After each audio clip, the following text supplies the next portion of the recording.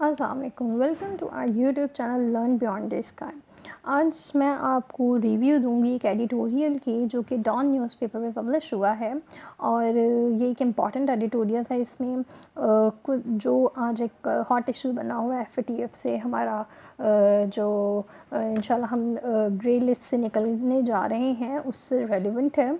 और जो है इसमें जो ओपिनियन उन्होंने लिखा है, 2-3 चीज़ें वो आपको इल्म होनी चाहिए। तो आइए स्टार्ट करते हैं।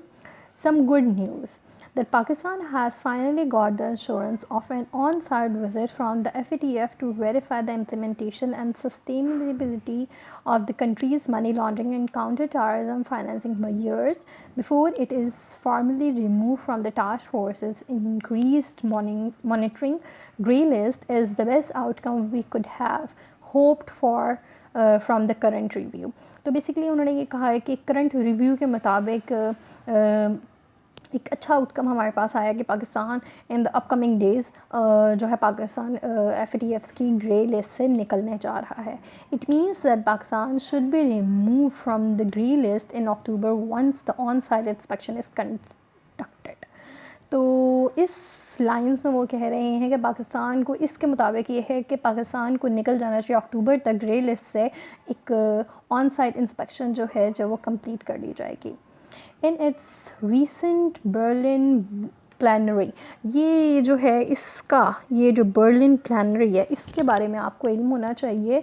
इन सेंस आपको इल्म होना चाहिए कि करंट अफेयर्स में कि कोई भी MCQs बेस्ड चीज़ें हों उसमें वो यही चीज़ आपसे पूछ सकते हैं। तो ये आप अपने फैक्ट बुक में नोट कर लीजिए। The global money laundering and terror financing watchdog has made its initial determination that Pakistan has substantially कहते हैं काफ़ी हद तक completed 2 action plans compiling with all 34 items. Nothing that this showed that the necessary political commitment remains in place to sustain implementation and improvement in the future.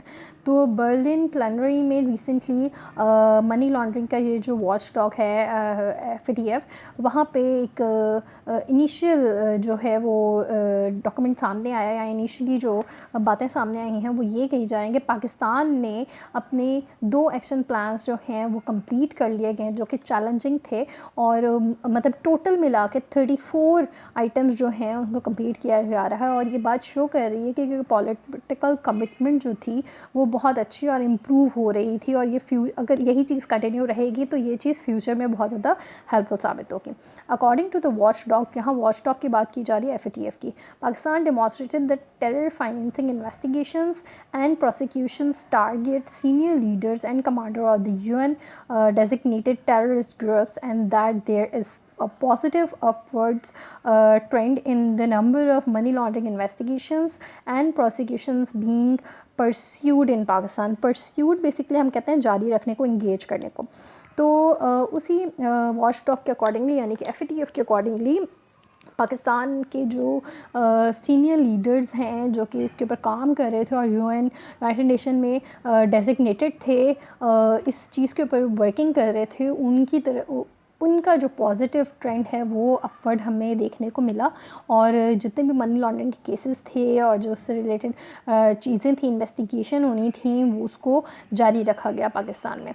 This assessment of Pakistan efforts to exit the grey list is primarily based on the extensive हम कहते हैं वसी को work done by the previous PTI government to simultaneously complete 2 challenging action plans given to it for the compliance to avoid being blacklist. तो basically इस lines में वो ये कह रहे हैं कि PTI को क्रेडिट जाता है इस अचीवमेंट का, और उन्हें 2 चैलेंजिंग एक्शन प्लान्स दिए गए थे जो कि अवॉइड करते हैं कि ब्लैक लिस्ट से ग्रे लिस्ट से ब्लैक लिस्ट में ना जाया जाए। तो ये क्रेडिट सारा PTI के गवर्नमेंट को जाता है। Yet it will be unfair to not give credit to the coalition government for using diplomatic channels to help the country exit the list. There are reports that China had recently been working quietly to help Islamabad on this front. तो basically कह रहे हैं कि ये गलत होगा कि अगर हम एक क्रेडिट कोलिशन गवर्नमेंट को ना दें कि उन्होंने अपने डिप्लोमेटिक चैनल्स को यूज़ किया है ताकि FATF की ग्रे लिस्ट से निकला जाए। और साथ साथ वो कह रहे हैं कि चाइना ने हमें बहुत ज़्यादा हेल्प की है खामोशी के साथ और हमें वहाँ से ग्रे लिस्ट से निकालने के लिए। Many believe that the decision also indicates tacit कहते हैं खामोश को US support. If true, it means that we are now closer to the restoration of the IMF bailout, even if not there yet. Once formally removed from the list, the country will see its credit rating improve, giving confidence to foreign investors. तो basically ये कह रहा है कि ये सारी चीज़ें, ये डिसीजन जो है इस बात का इशारा करती हैं कि जो अमेरिका का सपोर्ट था वो भी हमारे पास था, और अगर ऐसा है तो हम मज़ीद IMF से भी निकलने के हमारी चांसेस हैं। इसके अलावा वो ये कह रहे हैं कि ये चीज़ जो है जिस तरह हम FATF से निकलेंगे तो ये चीज़ हमारे रेटिंग में, जो कंट्री की रेटिंग होती है उसमें बहुत ज़्यादा हेल्पफुल साबित होगी, और फॉरेन इन्वेस्टर्स को जो है वो कॉन्फिडेंस मिलेगा यहाँ पे इन्वेस्ट करने के लिए। FDI हमारी बहुत ज़्यादा इम्प्रूव होगी। The several actions implemented over the last 4 years would not have been possible without the military consent कहते हैं रजामंदी को, shows that the army has remained supportive of the civilian efforts to exit the list. तो basically यहाँ पे उन्होंने credit army को दिया है कि उनकी रजामंदी या उनके सपोर्ट के बगैर हम लोग सिविलियंस जो हैं वो सिविलियन लीडरशिप वो कुछ नहीं कर सकते थे, तो इन 4 सालों में उनकी बहुत ज़्यादा हमें सपोर्ट हासिल है। Last but not the least, the conviction कहते हैं यकीन को, of the banned Lashkar Taiba chief Hafiz Saeed on terrorism related charges must also have strengthened Pakistan's case. तो बेसिकली आखिर में उन्होंने ये दलील दी है कि जो लश्कर तैयबा के जो चीफ था हाफिज़ सईद साहब, उनको जो उनके ऊपर जो चार्जेस की गई हैं उनको बैन किया गया है, इस चीज़ ने पाकिस्तान के केस को बहुत ज़्यादा स्ट्रॉन्ग किया। No matter how encouraging it is, Pakistan success in meeting FATF's anti money laundering and anti financing standards is an exceptionally short term frame despite the efforts of certain foreign powers to get the country blacklisted should not make the authorities complicit as had been the case previously. Complicit कहते हैं हम basically मुतमईन को।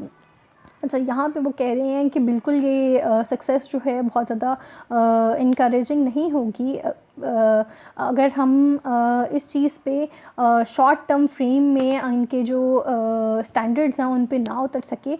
और इस बात की भी एक बात मद्देनज़र रखना चाहिए कि फ़ॉरेन पावर्स जो हैं वो भी पाकिस्तान को चाहती हैं कि वो उसको ब्लैक लिस्ट में धकेलें। बहुत सी ऐसी पावर्स हैं जो कि धकेलने की कोशिश करती हैं, लेकिन हमें इस चीज़ को यकीन दिलानी है और अपनी अथॉरिटीज़ पे को प्रूफ करना है कि वो इस केस में अपने आप को प्रीवियस एक्शन के अकॉर्डिंगली बेहतर साबित कर सकें खुद को।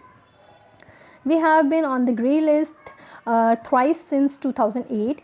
Being downgraded to that list again would do irreparable damage to the economy and international trade.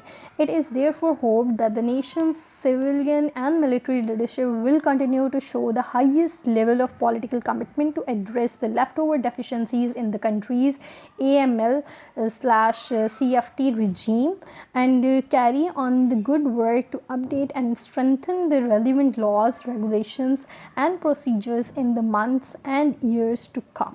तो बेसिकली यहाँ पे उन्होंने बताया कि 2008 से लेके अब तक हम 3 दफ़ा ग्रे लिस्ट में जा चुके हैं, और ये ग्रे लिस्ट में जाना हमारी ना सिर्फ इकॉनमी को जो है डैमेज करता है, बल्कि इंटरनेशनल ट्रेड जो हमारा लोगों के साथ दूसरे मुल्कों के साथ है उसको भी डैमेज करता है।